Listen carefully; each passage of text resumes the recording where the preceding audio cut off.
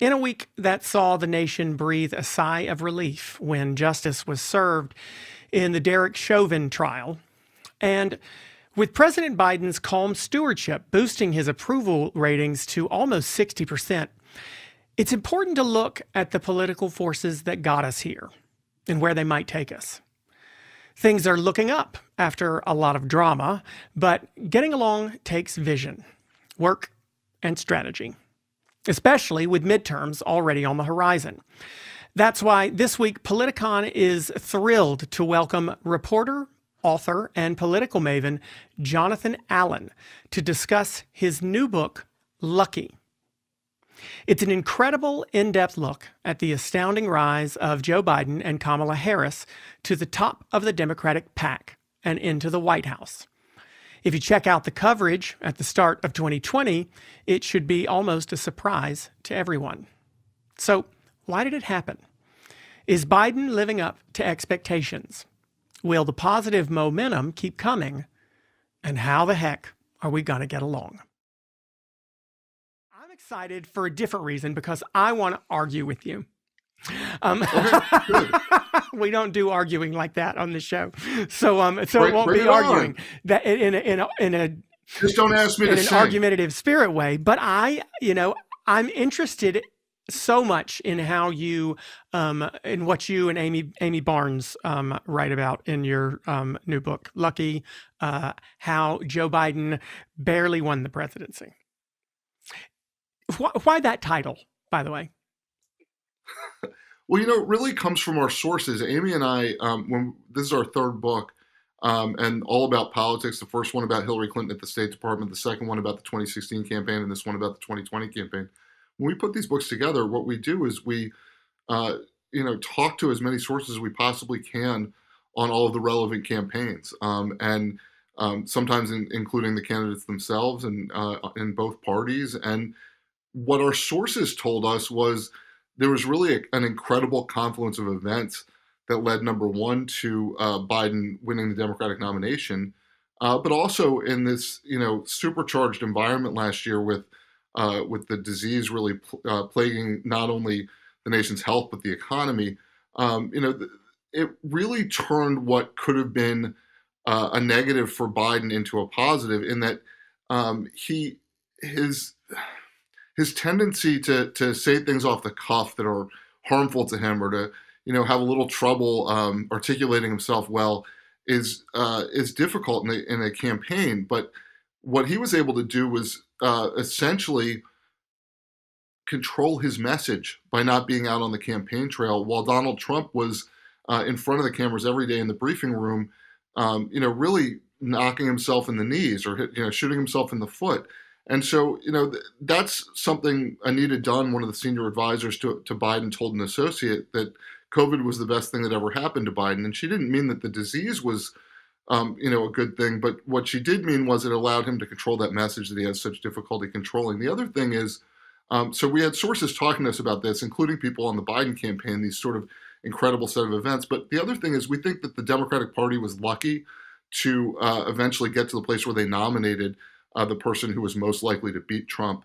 And if you look at the Electoral College and the states that were pivotal in the Electoral College, it really was a lot closer than either side wants to talk about, and than most people realize, and we can get into that a little bit. And I think after you saw the President Trump spend so much time trying to discredit the legitimacy of the election process and incite people to go storm the Capitol in January, I think we're lucky that the Republic held. Well, all of us. Well, that I'll definitely agree with you on. I want anybody who's listening, I want to make sure I clarify. You, Jonathan, and Amy Barnes are legit journalists who write really great political books about these things with facts and sources. So my disagreements with you may happen, but they won't come based on disputing your sources or your facts. But I actually do agree with what you said about the Democratic Party being lucky, but I want to talk about what you discuss as being one of Biden's unique. I as a person who's loved Joe Biden for years, well before he was even chosen for VP, he was actually the first person who I ever donated to, political campaign ever donated to, back in 2008 when he was running in the primary. There was something about his authenticity. But anyway, people know that. That's not the part of the story. But I'm owning my bias right now. All the producers are drinking at this moment because I say that too much. But a lot of people saw his tendency for what some would say are gaffes to be a strength, not a weakness. Was that never considered with the folks that you spoke to? I mean, that was certainly something that Donald Trump did a lot of. For whatever reason, those who followed him never called some of his incredibly unscripted moments gaffes. They actually appreciated the fact that he wasn't scripted. Yet Joe Biden always kind of got considered gaffe prone when he was not scripted. Did people really see that as a weakness for him that he needed to overcome? Did no one see that as a strength from the get-go? Well, someone far more concise and brilliant than myself once said that a gaffe is when a politician accidentally says what he means. And the term gaffe, and I just used it myself, gets thrown around a lot. I think to the extent that Joe Biden says things that are natural and his immediate reaction to something that are sometimes called gaffes, I think that he does benefit from the feeling of authenticity, that he's just shown you a little bit of who he is and that he has a natural reaction to things. On the other hand, he often says things that undercut his own message, that his aides certainly think were better left, on the cutting room floor. I'm sure. Are Democrats, especially primary voting Democrats, more critical of that than Republican primary voters are? I think Democrats have a tendency to be more critical of their own. I think they have a tendency to, maybe have a little bit of a fear that whoever it is that they're moving toward nominating is going to be a disaster. I mean, they're always sort of waiting for the other shoe to drop. And I see a little bit less of that in the Republican Party.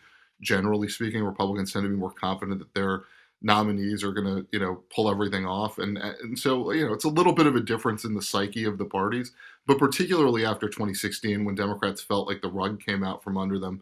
I'm sure there were a few Democrats that thought Clinton was going to lose, but the vast majority of them were certain she was going to win, and had a real, a real abrupt, cold water in the face moment when she lost. And so I think that feeling of the other shoe being ready to drop, or whoever the Democratic nominee is being on the verge of imploding, kind of carried through for a lot of them. Not all of them, but for a lot of them in this last election. The reasons that Joe Biden, and you get into the book quite a bit, but I want to ask about the reasons he got into the race in the first place.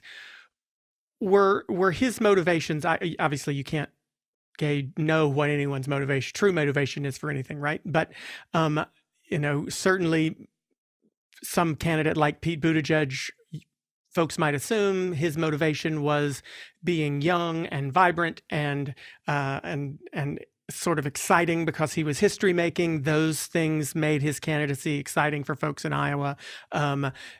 Kamala Harris, also history making, even though she didn't last quite as long as a presidential candidate.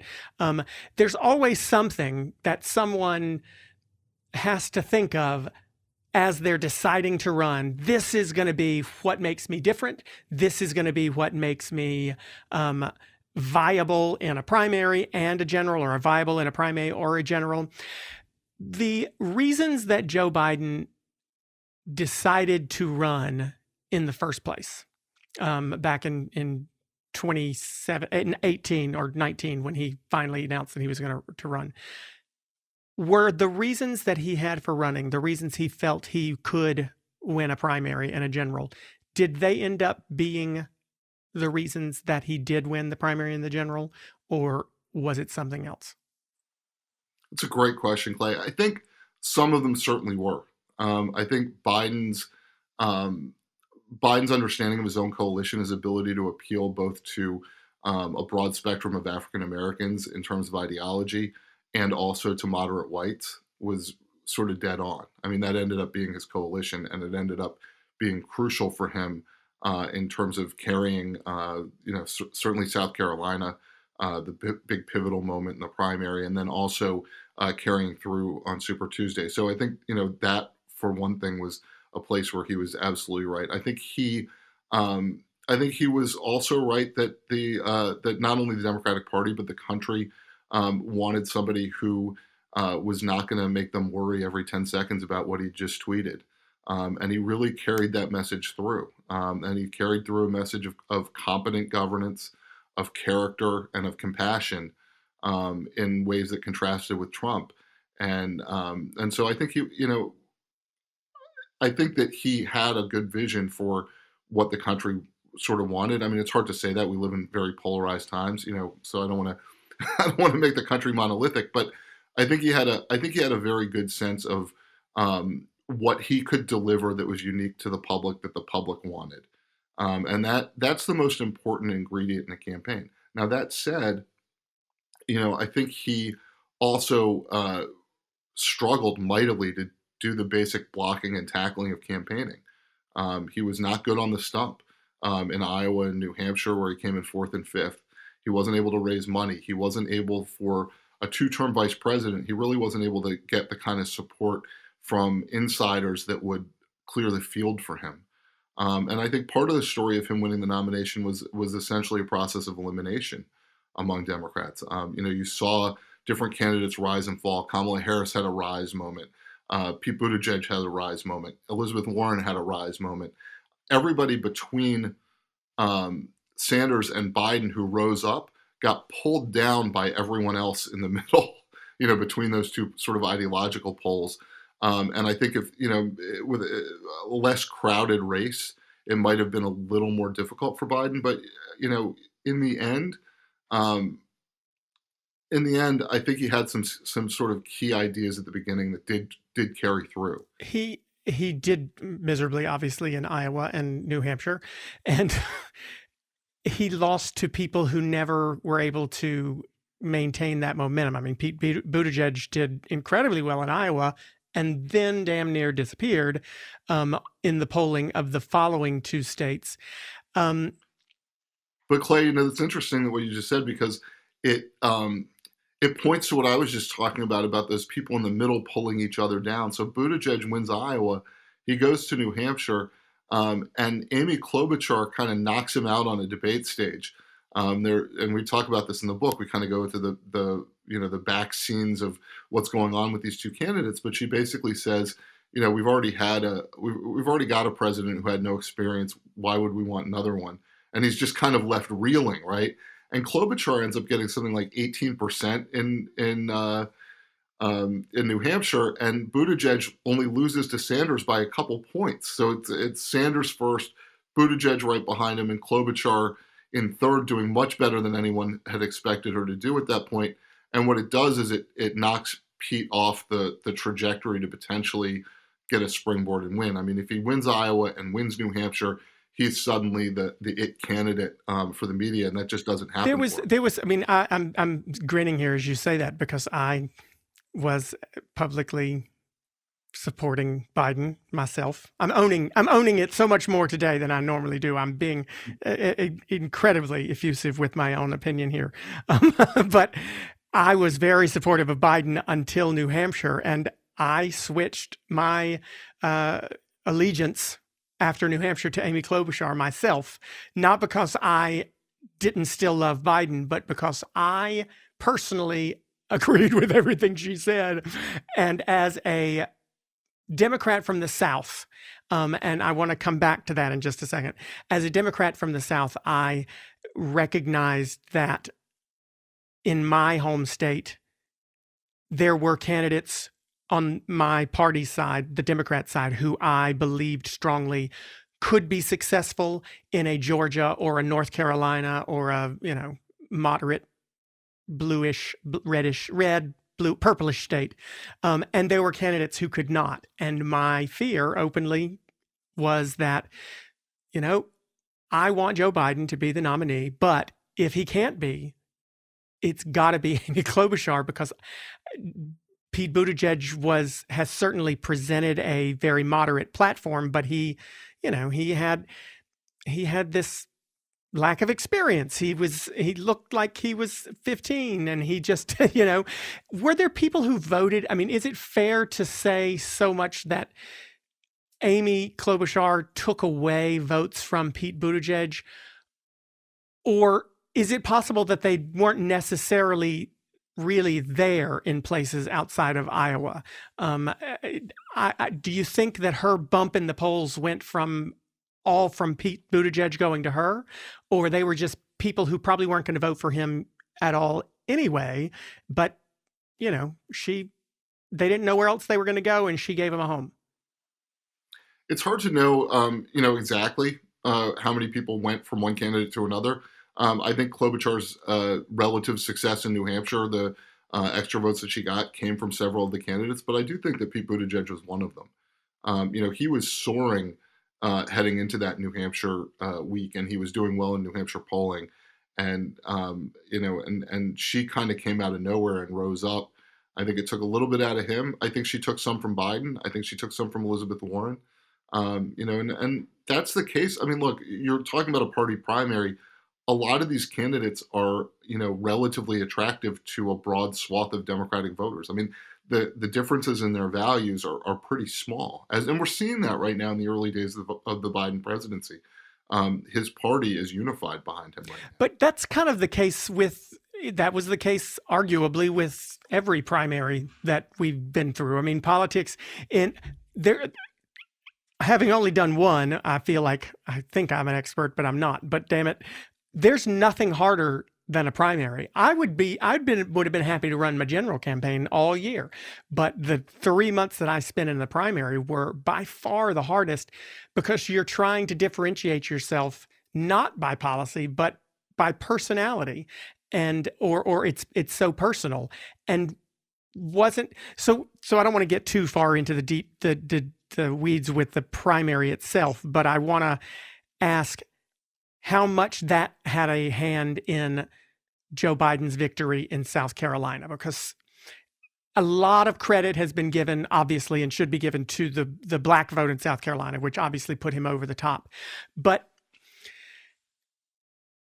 did they choose Joe Biden because they believed he was the best candidate for black voters, for black Americans, that he had the best platform for black Americans? Or was there another reason? Was it like, listen, I've got very close black friends in South Carolina who would admit they would have rather had a black nominee, but they didn't trust the rest of America to be willing to vote for them. And so Joe Biden for them was, that's the ship I'm going to get on, because I trust him, I like him, and I believe that he's the safest bet when we get to Georgia and other places.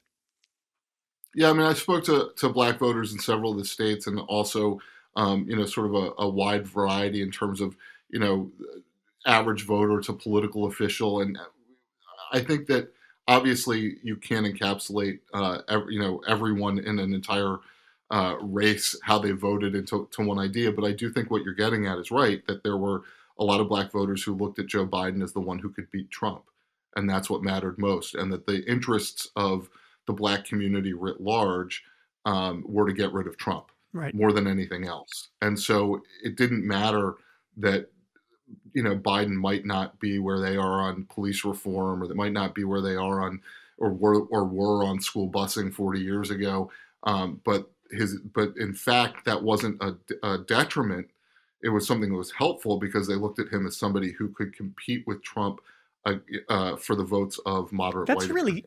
There's a selflessness to that, to me at least. That because I don't think there are many people who voted in the Democratic primary in 2020 at all who wouldn't have prioritized getting rid of Trump, who could beat Trump. I think everybody voted with that top of mind, even in Iowa and New Hampshire.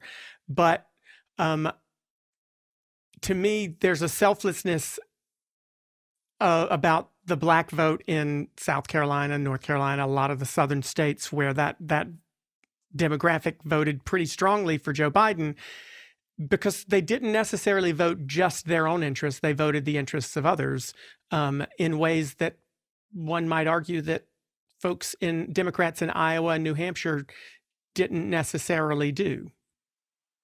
Well, I think there's a necessary political sophistication for African Americans and for other minority groups in the country, right? I mean, if you are in a class that has been persecuted or oppressed, the stakes are higher for you, and the African American community over time has had to think about and worry about voting rights, much less which candidate wins. And I think the ability to I'll go back in history a little bit, but the ability to listen to Lyndon Johnson and George Wallace in conversation and tell the difference between what their policies are going to be, even though they sound a little bit alike, is the difference between, can be the difference between survival and oppression. And, so there's so much at stake. And so I think the black electorate in the United States is incredibly sophisticated.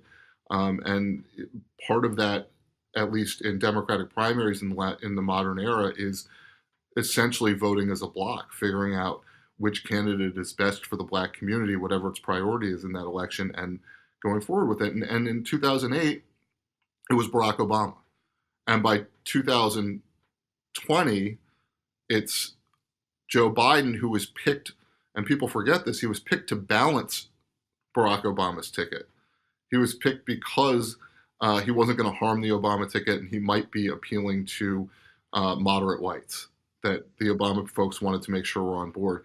And, any number of people around Obama said that at the time, and it's sort of been forgotten in the a little bit of the hagiography of the Obama-Biden administration. Are there numbers that you know of off the top of your head, about how, I know it's very minuscule, the population in Iowa and New Hampshire, but the African-American vote in those two states, do we know where they voted in the...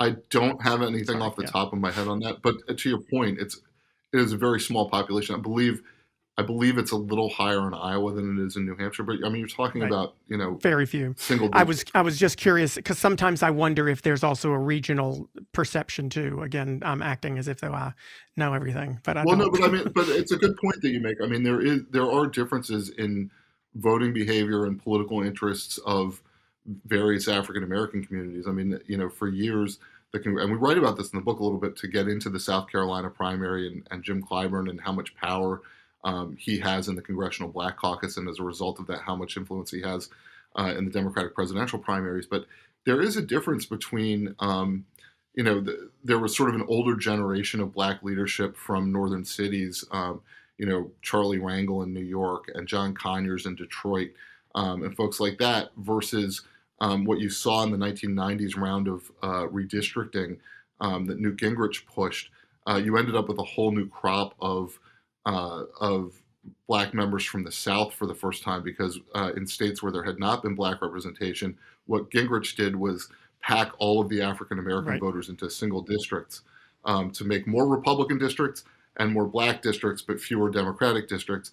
And as a result of that, you've seen the rise of influence of Southern black leaders within Congress. And that's why Clyburn is in such an interesting place, because he was the leader of that generation of Southern black Congress people who kind of took power from the Northern urban African Americans. But I also wonder, in addition to it just being about all of the gerrymandering and the race, the packing and cracking and those issues, we are in bubbles. We've talked about this on this podcast several times, that we now live in bubbles where we're surrounded so often by those people who agree with us, and who, if you disagree with somebody on Facebook, you delete them. They're not your friend anymore. And there is also, I have to imagine, especially in the black community and the black population in the South, who are surrounded by, quite a bit of racism and certainly racist policy and certainly, even if not racist, definitely more conservative neighbors in their red states. People always, I mean, I do wonder sometimes if I'm a moderate because I am a moderate on policy, or if I'm a moderate politically, because I'm not really a moderate on policy. I'm a moderate more politically. But I look around in North Carolina and I vote for not who I think my family will agree with me and vote for. I know that people around me who are conservative weren't going to vote for Joe Biden, but I knew they weren't going to dislike him. And I have to wonder if it wasn't so much luck for Joe Biden as the fact that he met the moment. I mean, he was the person who black people and white people who were Democrats in the South could look around and say, okay, he may not satisfy Democrats in other parts of the country, but, and I know that in South Carolina, he's never going to win here. But I also know that it's going to be a lot harder for people to be made afraid of him. How much of his success was based on the fact that if Donald Trump was Teflon Don for Republicans and nothing seemed to stick to him, how much of Joe Biden's success in the general came from the fact that it was very difficult to find an attack that could stick to him? I think the attacks themselves were problematic for Trump. I mean, not only that they didn't stick, but you had one candidate saying, I want to heal the country. I'm not going to say bombastic things. I'm not going to say crazy things. And Trump, on the other end of the spectrum, driving that contrast that Biden wanted to make. In a way, Donald Trump's inability to sort of discipline himself, I think, was very helpful to Biden. As far as luck goes, look, I'm glad we're able to have the debate over like whether Biden was lucky and whether the Democrats were lucky and whether the country was lucky. But what I would urge people who are listening to do is, read the book, because you can, number one, if you're interested in politics, there's a ton of like great behind the scenes stuff in there about how all these moments that you remember from the campaign actually played out and what was forcing them. And if you come to the conclusion that Biden wasn't lucky, I still think you're going to enjoy the book. But I do think that Biden was able in the general election, in part because of some of the things that hit the country, particularly the coronavirus crisis, to really drive home the aspects of his differences with Trump that he wanted to. And that wasn't necessarily going to be the case, right? If you look at, and I touched on this earlier, if you look at Wisconsin, Arizona, and Georgia, Biden won those three states by about 43,000 votes. It's combined. Had Trump won those states, he would still be president of the United States. This election was extraordinarily close. And there are people around Trump and some people around Biden, and we talked to them, and they're quoted in the book, who say that if Trump had simply shown a little more compassion around coronavirus, that they think that Biden probably would have lost. So I don't know. I don't know where that line falls of what Trump would have done to win the election, but I do know that he wasn't that far off. So now I'm wondering. You're saying you spoke to people, and you mentioned in the book that believe that Trump could have done something differently and still won, right? Correct. So who thinks so simple as showing a little more compassion about so what can Democrats, or should Democrats, learn from this? Because when I hear, if I go to Vegas and I do whatever you do in Vegas, I don't know. I'm not good. This is the worst analogy in the world because I can't, because I don't play any kind of sports or competitions except for singing, and I clearly lose those. But if I'm playing soccer, the winner was lucky playing. Right? But that's my point. So if I'm playing a game and I win, and the argument is I won because of luck, then I can't learn from that. I can't take the lessons from that game and realize, okay, this is what I did that made me successful. It was luck. So I wonder if there's anything that you think that Democrats can learn from Joe Biden and Kamala Harris's win, or if it's all just attributed to luck, then it wasn't necessarily anything they did right. So we can run Kermit the Frog next time. Well, let me talk a little bit about what I think about luck, just as a frame, because I think it's important. I think in any situation in which you're successful with a project, whether it's writing a book or running for office or anything else, you have to do everything right almost everything right, not always everything right, but you have to do a lot right to win or to come out on top. And you also often need a little bit of that, sort of non-empirical magic dust, fair. Right? And plenty of people do everything right and lose. Very few people win despite doing everything wrong, right? So, I mean, the concept here is that that there were a lot of events that aligned that were favorable to Biden that didn't have to. But I do want to sort of touch back to what you were kind of asking about. I think there is actually a lot to learn for Democrats and for Republicans. I mean, but you asked about Democrats, so I'll go there. I think that if you're the Democratic Party, you should look at having won the popular vote in 5 of the last 6 elections, but not winning the presidency in all 5 of them, in fact, losing it in 2 of them. Look at those elections and say to yourself, there are 2 reactions to that. One is the system is rigged in a way that's against Democrats. And you hear that constantly, right? Biden won by 7 million votes, and it was just so narrow. And Hillary Clinton won by, a few million votes, and she lost the election, right? And so there's that reaction to it. But the other reaction to it might be that there is something that the Democrats aren't doing right in terms of focusing on the places where the elections decide. Say it again, John. Democrats may be doing something wrong in terms of focusing on the places where the elections are decided.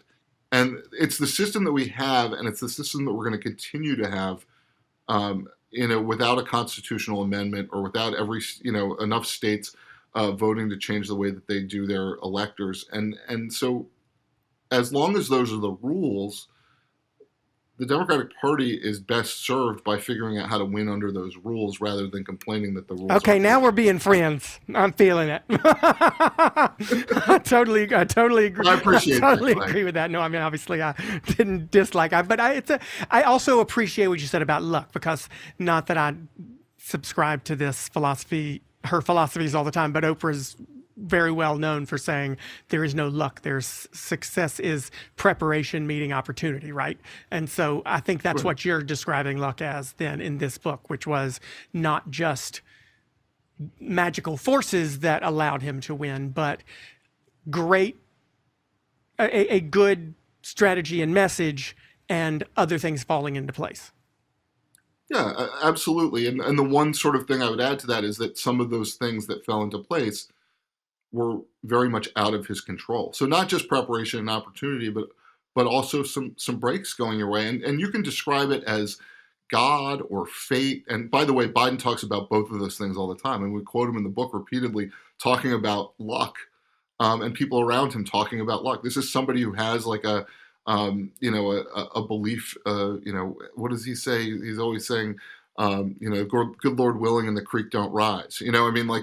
This is somebody who understands that there are things that are out of your control. And in this case, a lot of them went his way. Do you think that it's not to take away from him. The word lucky is not to take away from Joe Biden. Okay, well then, marvelous. You've been doing this a while. You are an expert in not just this election and the 2016 election, but you've obviously followed them before.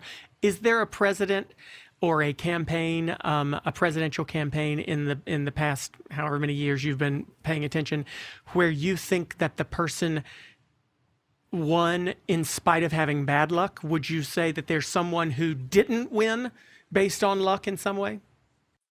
I think President Barack Obama, there were some things that went his way, but I think he won without luck. I think he had a message that was very broad and appealing. Both times or one in and particular? I'm sorry? Both races or one in particular? I was thinking of 2008 in particular, but interestingly, in 2012, that election was one where, I think it was a little closer than Democrats had thought it was going to be, and I think there were moments where Obama hurt himself. There was that first debate against Romney where he didn't have the preparation that you need to meet opportunity. Okay. But Obama sort of leaps to mind. I mean, there are plenty of elections where a candidate wins by a significant amount, and you can see why that candidate was, you can see why that candidate had brought something to the table with the strength of their candidacy across the board. I mean, Obama was a good orator. Obama was, somebody who hadn't voted for or had no vote on the Iraq War, but had been against it at the time. I mean, there were things, and he was a killer fundraiser. So you see him on the stump, or you'd hear him talking, and he had this sort of broad appeal. And so I don't think there was. I mean, he came in and there was a financial crisis, and that pretty much put the final. I was going to say the final nail, but that pretty much ended McCain's ability to win and compete effectively. But I think Obama was on course to win that election anyway. I think he was an exciting, energetic candidate who really brought all of the kind of the five tools to the table, if you will. So Biden's approval rating. I want to move. We got a bunch of questions from people who have listened and wanted to send in some questions for you. But I want to move real quickly on to where we are now, because Joe Biden's approval ratings are hovering around 60% right now in several polls, which, I mean, 60% of the country in 2021, that's a lot. It's not high. Reagan would scoff at it, but it's not. It's definitely a lot more than we've seen a president have in the past 5 years or so. Is that based on similar factors, do you think, to what allowed him to win? I don't want to put the word luck in your mouth again, but is it what's allowing him to be successful as a president? Arguably even more successful as a president with 60% than he was as a candidate. Well, I mean, first I would say we're early, so see how things play out. George H.W. Bush cracked over 90% during the Gulf War and then ended up losing the next election. But I think one of the reasons you're seeing Biden do so well in approval ratings right now is that he's essentially delivering what he promised, which is a lack of chaos, basic competence, and character. And I haven't seen anything that cuts against that. So I think, number one, the people who voted for him are happy with him. And number two, I think there are people who didn't vote for him or voted for Trump who are pleasantly surprised that he's not that bad. Or that he's not he's not the socialist devil that he was promised he would be. I mean, and if anything, Republicans are having a hard time right now because they are watching him leave in place some of Trump's policies that he said he was going to repeal. So it's at some level he's been, at least on some of the social policy or some of the policies that touch on social issues like immigration, to the consternation of the left, but not to the point that they don't approve of him. To the consternation of the left, he's basically left in place most of the border policy in terms of turning people away and not allowing them to await adjudication in the United States. So, I think there are reasons for people who were not on board with him to look at him and say, to your point, that he hasn't walked in and turned the country into a socialist funland. If it would be fun, if you use that word, okay.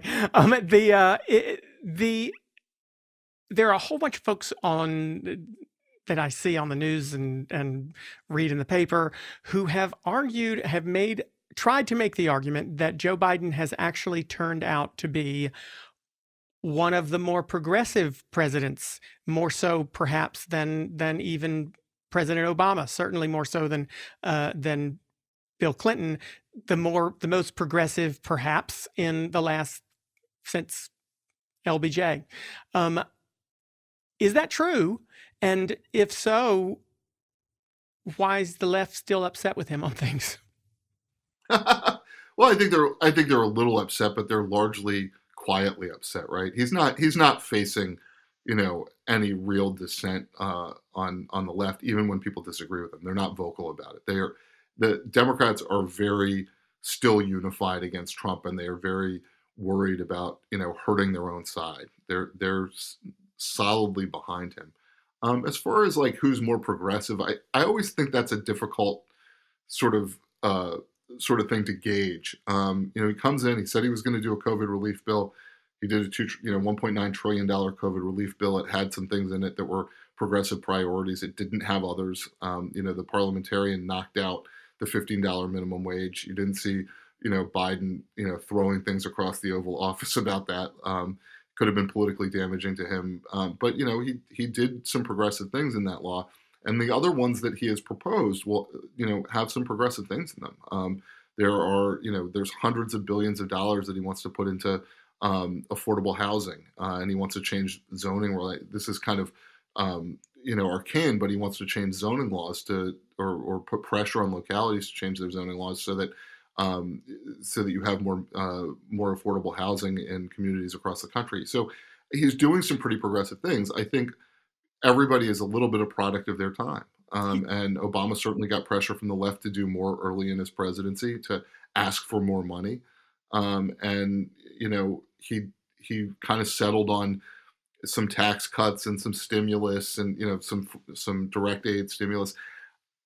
I also think there's some things Biden can do that Obama can't, or that it was harder for Obama to do. And I don't know if it boils down entirely to race, but I think that's a component of it. If Barack Obama had come out on day one and said, I want to, put a couple $100 billion into affordable housing, I think the reaction to that would have been fair point. Amazing. Yeah. So I think Biden has some flexibility in some areas that Obama may not have had. He's still gotten quite a bit. I mean, even on the infrastructure plan, folks on the left, AOC, said that it should have been 4 times bigger. His climate change, his climate summit speech just this morning, talking about trying to cut, promising to cut emissions in the U.S. in half by 2030 and entirely by 2050. And he's still got quite a bit of pushback from some folks on the left who said that wasn't fast enough and then more needs to be done. Is that really how they feel, or are they just trying to make people think he's more in the middle than he is? Well, I think that in some ways they're helpful to him, right? Because he can push away from the left a little bit and triangulate against Republicans in the center and Republicans and the center, not Republicans in the center, but he can kind of triangulate between those things and sound more moderate and reasonable to non-ideological voters and non-voters who are non-ideological. But there's something to watch with the language around that emissions cut, which is that they're talking about cutting it in half from the level in 2005. And so the level in 2005 was very high. And so, interesting. There's an asterisk I didn't see in that. I'm going to go looking for it. Thank you. But it's kind of, at some level, it's a low bar, right? There are people who don't believe he should be doing any of that. And, setting them aside for a minute, if you're somebody who believes that there should be, major emissions cuts, what he's actually said is a pretty low bar for 2030 by dating it back to the level in 2005. And there's been some criticism of him from the left and from scholars who say he's very good at lowering expectations and then exceeding. Okay, I'm gonna have to go look that up, because I don't like people crossing their fingers behind their back when they do stuff. Susan, that to me is a fingers crossed behind my back thing. Susan from Vegas actually asks a question that you started to talk about, so I'm going to pull it in here. Does President Biden do enough to distance himself from the far left?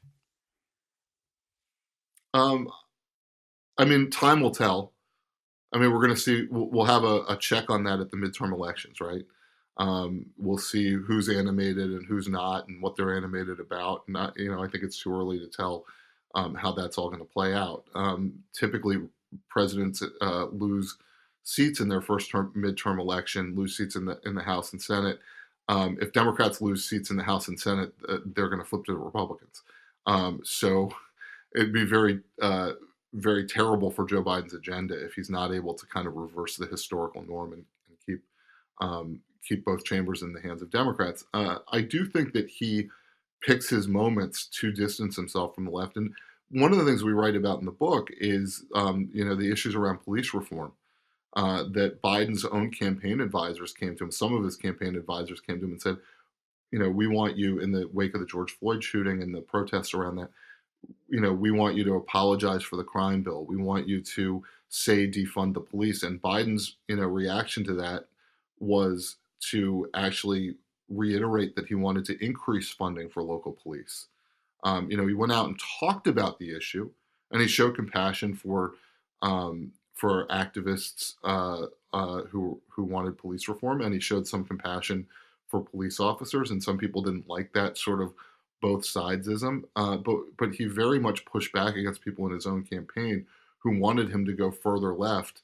And we tell this story in the book about Jim Clyburn and John Lewis on the House floor during the protests. And John Lewis says to Clyburn, this is right before John Lewis died, he says to Clyburn, "Burn, baby, burn, killed us, and defund the police is going to kill them." And what he meant was the nonviolent civil rights movement that Clyburn and Lewis worked on became more aggressive, not violent, but became more aggressive over the course of the 1960s. And essentially, John Lewis was pushed out of the leadership of the Student Nonviolent Coordinating Committee by Stokely Carmichael. And so what he meant was, when we started saying "burn, baby, burn" instead of "give us our rights," that sort of destroyed the momentum of that movement. And Lewis's concern was that Black Lives Matter was going to hurt itself with the defund the police tag,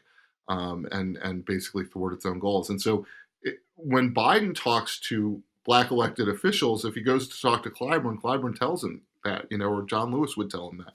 And so I think he felt like he was on pretty good ground.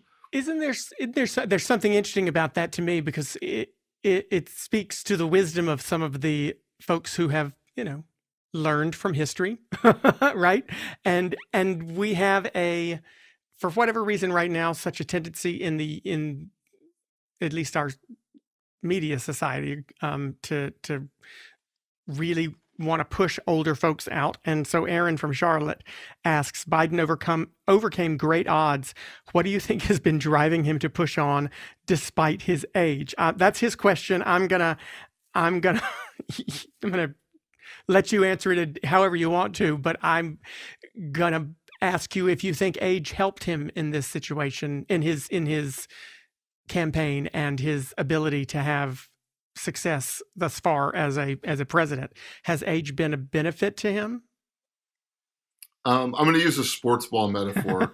Because I'm not going to fly right over my head. Okay, great. But it's a little bit like a veteran pitcher who had came up as a rookie and had a blazing fastball and could throw it by everybody, but wasn't able to hit the strike zone. Becoming a veteran pitcher and having learning to throw other pitches and learning to throw in the strike zone better, and having success with a little bit different of a skill set. And I think for Biden, he can be indecisive. It take him a long time to come to a place where he's made a decision. And in some ways, I think that was helpful to him in this campaign, because it helped him be less rash in the face of Trump, who was in front of the public so often, just kind of shooting from the hip.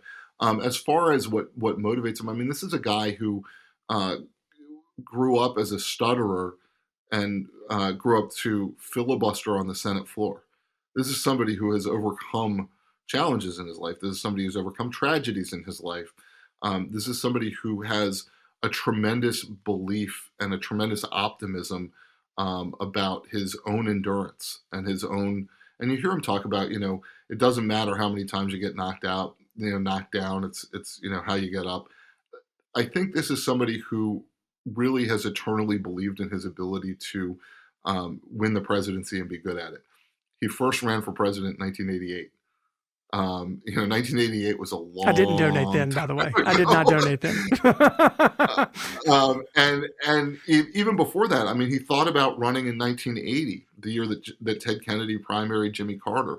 He thought about running in 84 and 88. I mean, there's like 7 times that he thought about running for president. I think one of the things that drives him is an incredible ambition, like all the other politicians who run for president, Right. and a tremendous ego. Like right? all the Because other politicians who run for president, right? you know, I mean, and people we talked to for this book said to us, you know, look, I mean, once they get the bug, it never goes away. He wanted to be president. Maybe running for president. I was like, politicians, no, that one's dead for me. No, well, right. It depends on the politician, but at the level you're running for president, you know, that never really goes right. away. And, you know, I mean, so I think he has, in every campaign he's run, he's seen a reason for him to be president. This time he was right about it. So, God, there were a whole bunch of good questions here. I'm going to use Tariq from Phoenix, because it talks about that campaigning thing a little bit. So many people accused Hillary of not campaigning enough. Did Biden invalidate that criticism? Oh, that's a fantastic question. I think the campaigns are so fundamentally different. It's a little hard to compare them because part of what Biden was doing with his campaigning or lack of campaigning was modeling behavior, right? There was such a sort of cultural rift over coronavirus and how to handle it, and whether people should be out in public or at home. And so, I think in a way he was, messaging through his own behavior.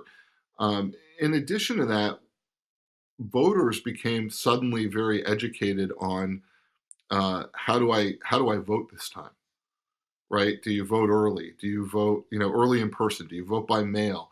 There were hundreds of millions of dollars spent on campaigns, both the actual presidential campaigns and outside groups trying to educate people about voting. And so I think it's a little different. One of the reasons that Hillary Clinton didn't campaign so much in those Midwestern states is that there was a belief that she sometimes brought more attention to the election. Her team believed this in the primary, that she brought more attention to the election, and it brought out more people who were against her than it brought out people who were for her, which should suggest a candidate problem. Right. That was the thing that didn't scare me about Joe Biden, right?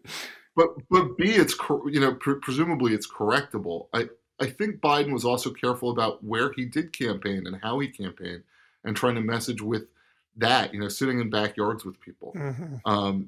I think there was a lot of thought given to how Biden was presented by his campaign that is, again, hard to parallel with other campaigns because it was such a different time. We're running low on time, but I've got to get another really good one in. Bianca from Albany, is the administration interacting enough with the press? Was one of Trump's big mistakes overexposure? Oh, I love that question. I have to think that the president should talk to the press all the time because I'm a reporter. Now you're owning your bias. Okay, got it. I'm owning my bias.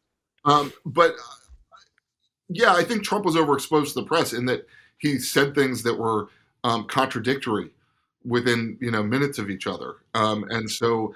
But it also created distractions that I think were helpful for him sometimes, right? Like when the press is running and writing a story about something he said that was like sort of off the charts, and he's able to implement policy while he's doing that. So there's a sort of a give and take there, a netting effect. I think the net for Trump, I mean, look, Trump got 74 million votes this last time. He got a lot more than he had before. He alienated more people than he alienated more people than he inspired. But but to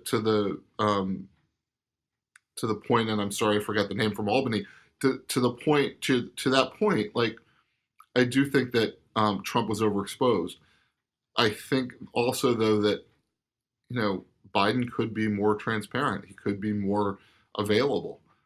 He could talk a little bit more about how he's thinking about things. This is the most buttoned down White House I've seen. And if you are in the White House, you should be very happy that I said that. Because what do you mean by buttoned down? You mean no leaks or no answers? I mean very few leaks, and I think a lot of times the answers are maybe incomplete. Okay. Well, I would It's hard to get information out of this White House. harder than the Obama White House. Oh Really? yeah. And they were criticized Yes. quite a bit for not being open. What's amazing is the message discipline from a Biden White House. I mean, Biden is so famously undisciplined on message, but his White House is extremely disciplined.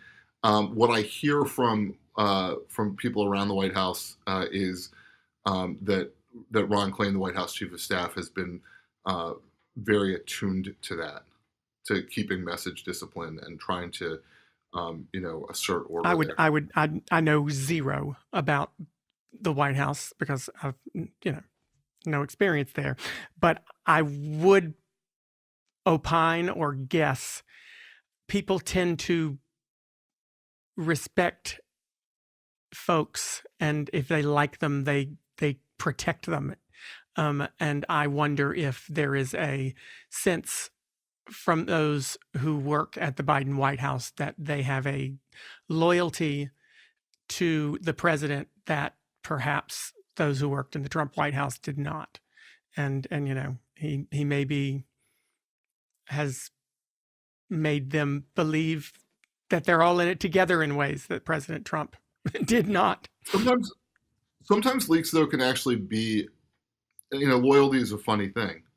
If you think the person that you're loyal to is doing the wrong thing and that they would be better served by doing something else, sometimes leaking what's going on can be helpful to serve that purpose, but you are substituting your judgment for theirs. Well, if you do that. Well, right?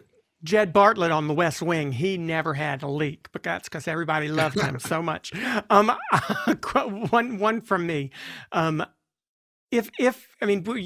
People are worried about Trump, you said, arguably in the Democrat Party are still concerned and unified because there is still concern about Trump. And I think people have, we're all sitting waiting, especially the Republicans like Tom Cotton and Josh Hawley are all sitting waiting to see if he's going to run for president in 2024 again. If he were to run again and Joe Biden were to run again, as he says he will, do you think he would need the same kind of luck in 2024 if the race were repeated as he did in 2020? That Biden would need the same luck? I mean, Biden has more ability to affect events as president than he did as a non-incumbent, right? The president can set the agenda. I mean, one of the things Donald Trump failed to do is recognize, and this sounds so crass, but one of the things he failed to do was recognize that the coronavirus created political opportunity. Most people in the country don't blame the president of the United States for a disease appearing. I think even most people didn't blame him. Most people, not all people, didn't blame him that it took until March 14th or 15th to close down. We saw what was going on in New York. Like Andrew Cuomo didn't close down, De Blasio didn't close down.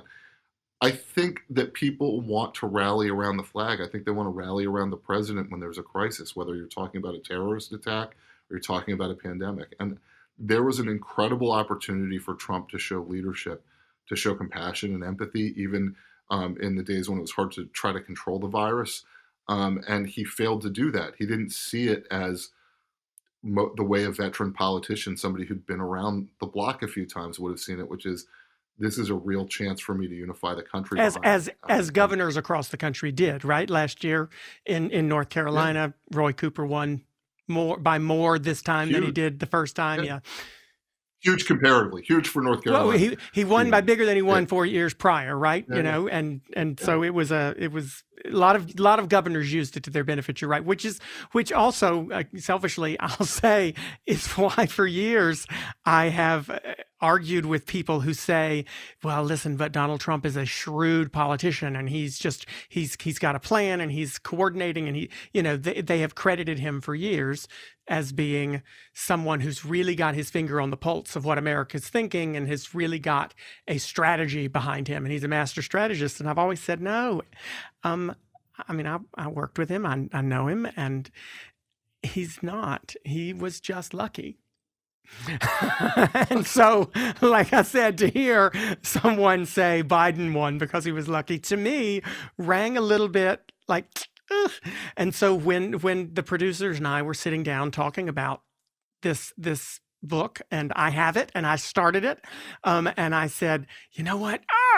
I think it's because I constantly have told people I think that Donald Trump was lucky. He didn't win because of skill or because he had the right message or because of shrewdness or strategy. He was the one who was lucky. It wasn't Biden who was lucky. It frustrated me, and it made me not want to finish the book. But I got to say, and I appreciate the conversation here today, because I am now very excited about finishing it, and I'm going to actually start right away after we're done.